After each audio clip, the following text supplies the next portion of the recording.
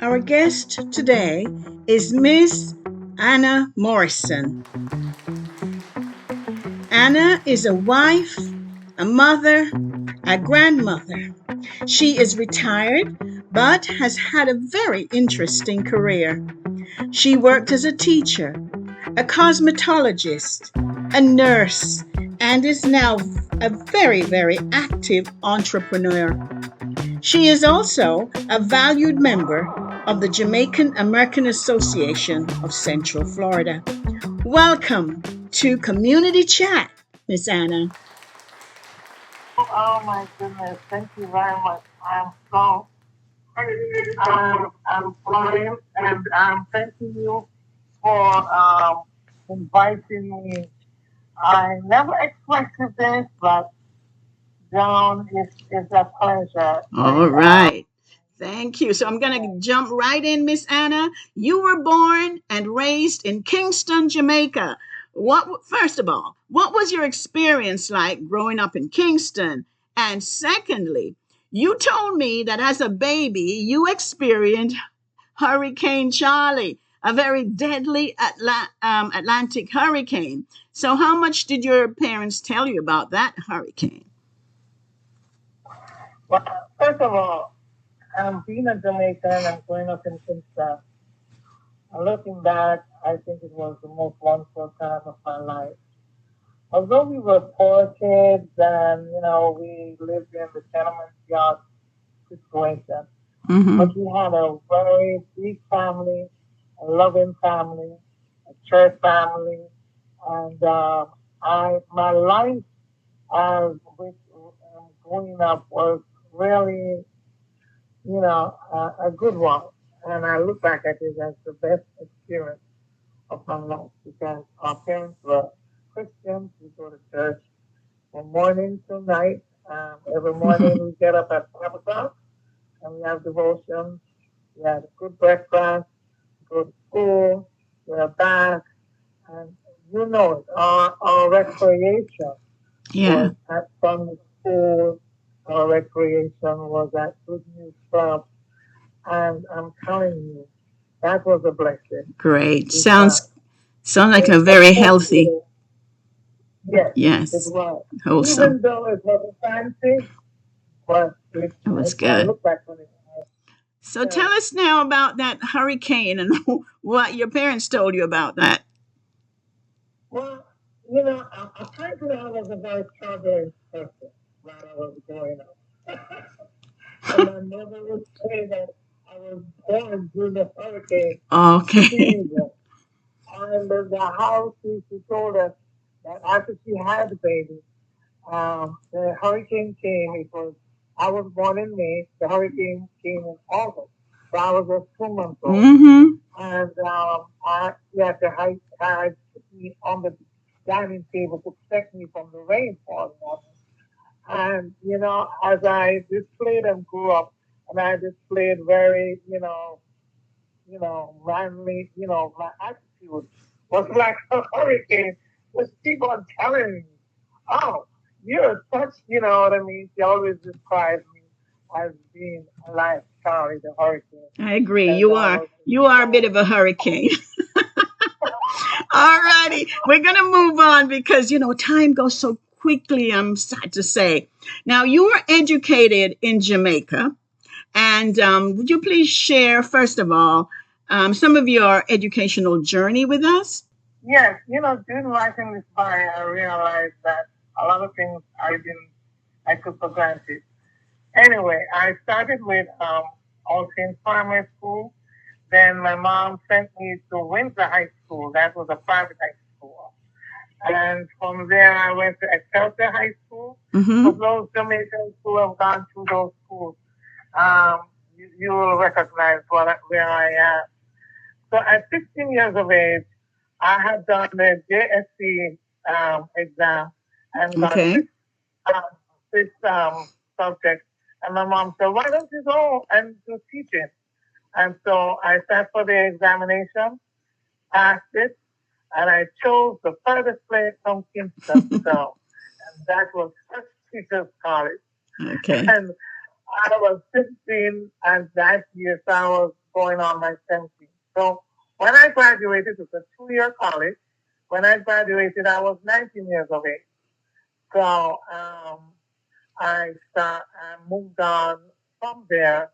And what was the other question? Was it my teaching? Yes, I think So, you told me about your career and your teaching, your education and your teaching experience. right. So my majors in college at State Teachers College was a very new college at the time. I think it was the second year that I attended. And my majors was math, science, and music. Uh huh. So when I graduated, my first school was Tivoli Gardens High School. And what I didn't know, it was the pioneer opening of the high school. Miss Mm-hmm. Guinness Woodham was the principal, and they started the school for the first time down in Tivoli Gardens. And it was wonderful. It was a wonderful experience. I was really a very strict teacher, to be honest. You know, I walked around with a cane Oh and no, one of those, huh? I was one of those. I was in those days. In those Mm-mm. days, Shame on you. you know, yeah, teachers had the cane and spoke with the cane. But it was fun, it was very fun. I enjoyed teaching very much. It the thing about teaching for me was it became very personal, and when I saw that kids weren't interested in learning, it bothered me a lot. Yeah. So I would go home with a burden. Why? Why? Because it's so important for them to learn. Yes. So I moved on. Mrs. Woodham saw, I was one fashionista at the school, and she wanted a beauty culture teacher, and she asked me if I'd go to Canada and learn, hairdressing to come back and start the beauty culture department, the cosmetology department, and I was so excited, and I went and came back and started the first beauty culture um, school department for Tivoli Gardens High School. I think it is Excellent. still called the cosmetology department. Yeah. Very interesting. Very varied career in teaching, too. Now, in 1978, you and your family traveled to Israel to work with the United Nations Peacekeeping Force. That I find to be very interesting. So, how and why did you and your husband come to that decision? Well, I'm telling you something. When you pray for something, Amen. God will answer. I remember when I was engaged to my husband, I went to a church service. 'Cause our life is built around the church, the Brethren Church. Mm-hmm. And one night there was a guy who came from the missionary and was telling about his experience in Israel. And when I thought about it and I looked, I said, Lord, I would love to travel to Israel. But there was no way in our dream we could ever be Mm, able to do that for ourselves. And so he called a few, people who want to dedicate their lives to the Lord and for missions. right. And both Edward and I, before went down and we dedicated our lives. Well, Wonderful. that was the evening and we left it there. Now, fast forward, um, we got married, we started our family, and we're doing our thing. And out of the blue, a friend of my husband came and said, "Oh, I just came back from Israel." I said, "Get out of here. How did you get there?" And Mm, so he told us that there's a peacekeeping force and they're looking for mechanics. Would you like to apply? So my husband said, "Sure." So he applied, he was accepted, and at the time he was going to pass. And so he was on his last year of finishing up his mechanical engineering degree when they accepted to them and said that they needed me right away. I said, "Are you crazy? You can't go. Your education is better than a job. You finish your education, let them wait." So, so I told him, so he told him that he couldn't come right away, but he'll finish his degree, get his, his papers, his work, and then he'll be ready by a certain time. And they did. And so he was able to complete his course and accept a job right away. All right. Thank you, Miss Anna. Now, after spending some time in Israel, you and your children returned to Jamaica, leaving your husband behind to work in Israel. That must have been a very challenging time for the family. So, how did you cope during that time? Well, the reason for us leaving was that after the kids got growing in Israel, the only black thing was, and not hearing you properly. You're not hearing me properly? Yes, speak up, please. Okay. That's better. Alrighty. So, I decided, because the only schooling experience was Hebrew. They learned Hebrew, they spoke Hebrew, they wrote Hebrew. Wow. I realized that we had to come back to the real world where we live, because that was not a permanent decision, station, Yes. and so we had to make that dreaded decision to come home. But it wasn't dreaded. I'm sorry. That's the wrong word to say.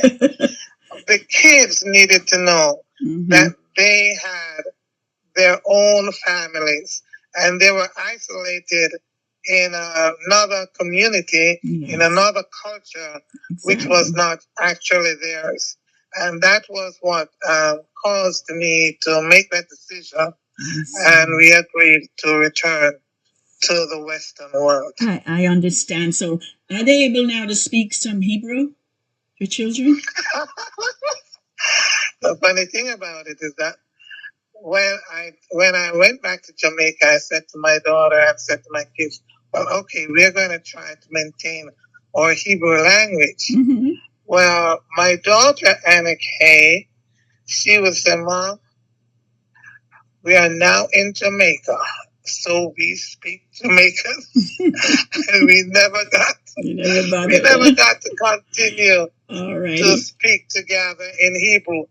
But the thing about it was this, because my husband still worked in Israel, we went on vacation many times back and forth.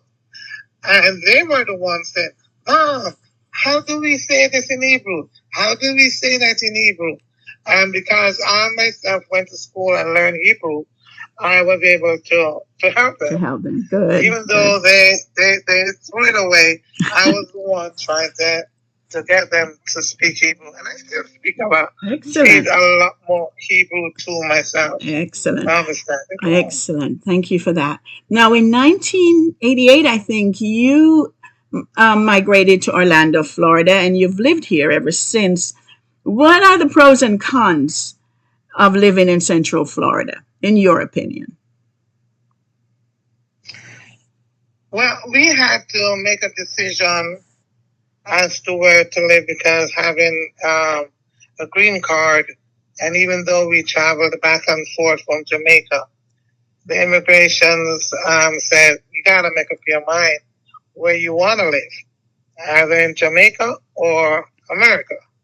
So we had to make that decision to come here, because we all had green cards, to save our green cards. I came to Orlando because it looked more like Jamaica. It's closer to Jamaica. It has it's more climatic, it's more closer to Jamaica. Yes. But one of the problems that I had, and my drawback, was schooling. And I wasn't very impressed with the level of school education my kids were getting And so I had to step in a number of times.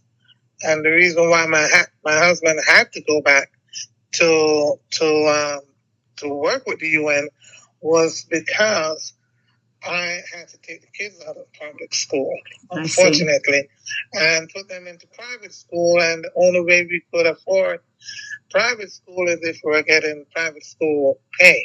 I understand. Which he could not get a job. For the life of me, my husband was too qualified for the job that he was going to be offered. Yes. So we had to make that decision. That was the one of the cons. Right. You know, but the pros was that I was able to give my kids a lot of things that I would probably not have had in Jamaica. Right. The sports, they all involved in sports. My youngest son, he, from 8 years of age, had a golf career, and that has given him scholarship to university and so on. Yeah. And he developed, I was able to make choices for them. Right. That will give them the, different things that they can do, extracurricular. Absolutely. And they were all musically educated in the violin and so on. Oh, so nice. I was a busy single mom. Yes. And you actually went on to become a nurse. And so tell us a little bit about your nursing career and what you enjoy most about nursing. Well, because I was a strict teacher in Jamaica, and I felt that I would be rebutted I could not maintain that type of teaching. Black and white is me, and then it's all gray. I realized that the teaching community might probably not be the best for me with my temperament. So I chose to become a nurse. Yes. I said, at least I won't get a lot of fluff from people who are sick, Yes. Anyway, that was what made me want to start nursing. Okay. And as a young child, I looked at a nursing career. I saw someone that I emulated, and I said, I would love to be a nurse. So I became a nurse to care for people, but also wanting to be in the educational stream of things to teach. Yeah. I always loved teaching. Teaching was always something that I loved to share and educate. Yes. And, but, being a single mom with 3 children, and then while I was going nursing school, I got pregnant with my 4th child. So understood. I was busy all around. Yes. But nursing is more lucrative than teaching. Did you hear me? I said nursing is a lot more lucrative than teaching. That's for sure. It sure is a lot more lucrative, and that's what. And the other thing about nursing was this: I was able to change my hours. I was able to work the hours I need to work and take care of my kids, and I was able to be available to that. Thank you. So I did a lot of agency so that if something happened, I was there for my children. Thank you so much. And that was the flexibility of nursing that was good for me. Yes, the time is going really quickly, so I have a few more questions. You are presently retired, but you seem to be very busy with several entrepreneur opportunities. Do you want to share some of those opportunities with us? Well, I've always been an entrepreneur because when I came to America, one of the things I started was with Mary Kay. So I was a Mary Kay consultant, and I went right up to directorship. Mm-hmm. And then I moved on to a lot of pharmaceutical and supplemental products for for health reasons, and I'm still one of the things that make that is causing me to be as active right now is what I'm using, Hercules, which is a new extract product, which I also promote. But the other thing was this: I went into the fiscal arena where I met a group of people who are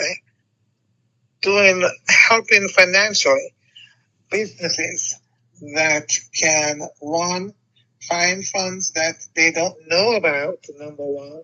Number two, help their bottom lines by protecting their assets, by protecting the charges that they use for their credit card. It's called Merchant Advocate.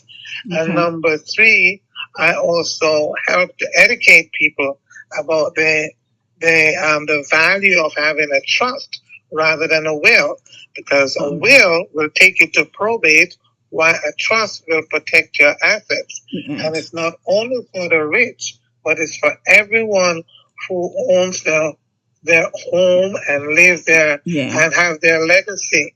So these are some of the things that are passionate to me. Miss Anna? And I think, Miss Anna, I only have a couple of minutes left, so I'm going to ask you at the end, though, to give your phone number so anyone who wants to know more about those opportunities can call you. Is that okay?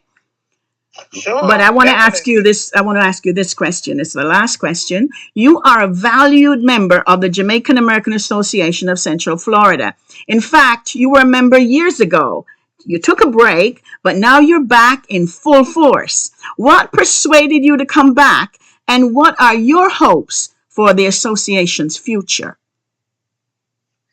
Well, this is what excites me about being back in the association. I previously ran the Success Club for the children. Children is really dear on my heart, and I think they're the future of all society. And I love to pour into them visions, dreams, and aspirations. And I have so much fun with kids. I've always been conducting and doing things with kids. So I am looking forward to work with the kids to show them that to read a book means to go to travel. You don't have to take an airplane to travel. You can travel any part of the world by reading. And these are some of the things I want to instill in the now generation, so that they can fill their minds and open their hearts to the things that they can achieve. And Central Florida has a lot to offer. And I would like to share that with the community. Sad to say we're at the hour, so would you give your phone number? Yes, please call me at 321-339-6232. 321-339-6232. I have a lot to share, and I welcome anyone giving me a call so that I can. So I hope I'll get another opportunity. I hope you will, because you have a lot to say. So thank you so much for talking to us today, Miss Anna. We enjoyed hearing about your very varied career and all your experiences. I look forward to working alongside you more as a member of the Jamaican American Association of Central Florida. In fact, to hear more about the association, please visit JAAOCF.com. Thank you so much, Miss Anna. This is Joan Edghill signing off. Coming up next is Mr. Melville Harris, right out of Jamaica. Thank you. Thank you so much. God bless you. Excellent. Thank you all. Great job. Bye-bye.